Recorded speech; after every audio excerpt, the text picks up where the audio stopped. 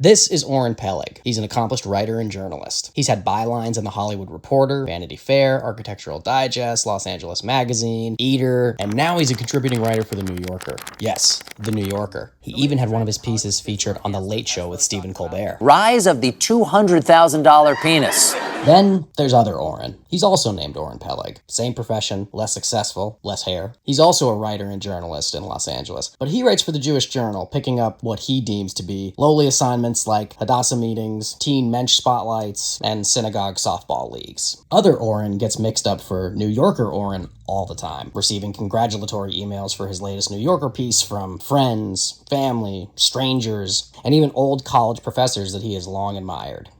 This is all completely true, and it's the inspiration for the dark comedy thriller Other Oren. Other Oren is in the vein of films like The Talented Mr. Ripley, Get Out, and more recently, A Different Man. Other Oren is a modern parable about envy and superficiality, drawing on Jewish mysticism and folklore for its horror elements. In it, Oren Peleg is a writer for the Jewish Journal who is deeply envious and bitter about the other Oren Peleg, who is writing for the New Yorker. When he's ultimately presented with a Faustian bargain, he seizes the opportunity to assume the identity of New Yorker Oren, but he begins to be haunted by his ghost-like double, and ultimately comes to appreciate the life, love, and community he had. But there's no way back, only a way out. And you can actually read all the plot details in my outline. As an artist, I've dealt with this type of envy before. I mean, how could I not? There's another Oren Peleg out there doing what I do. But we're cool, I promise. And while I think this theme resonates with artists, I also think the themes of envy and placing importance on superficiality are really universal and resonate with a lot of people, especially as our world and culture becomes increasingly superficial. I also think it's important to tell a story right now in our current climate about a Jewish journalist coming to appreciate the community he covers and to see the importance of highlighting the humanity within it. I really have 3 goals as an artist I'll quickly talk about.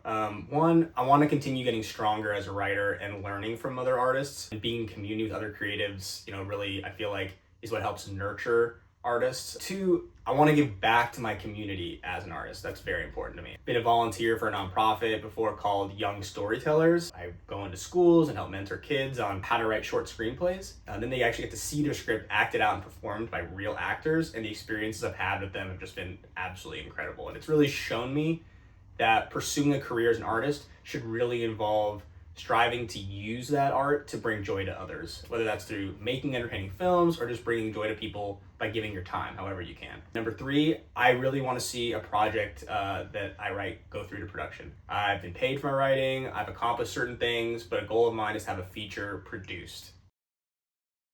I want to use JWI, this initiative, to be able to work collaboratively with other artists and really learn from this cohort of writers. I've heard so many amazing things about the cohort and the seminars and all the people involved behind the scenes at JWI from past fellows, and I just really believe my project would benefit so much from this initiative.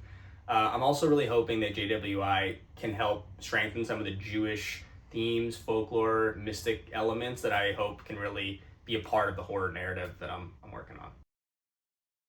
My Jewish background is something I actually think about a lot, and it's something that I really explored deeply this past year. My mother is American, but as a young woman, she went to volunteer in Israel, and that's where she met my dad, a kibbutznik and son of Holocaust survivors. My grandparents' experience in the war is something that's always really captivated me, but recently led me to delve really deep into their Shoah testimonies. בגיל 16 היה כמה חודשים. מי אומר ששמענו שיש גירוש? And I researched and actually planned a trip to Slovakia to visit their birthplace.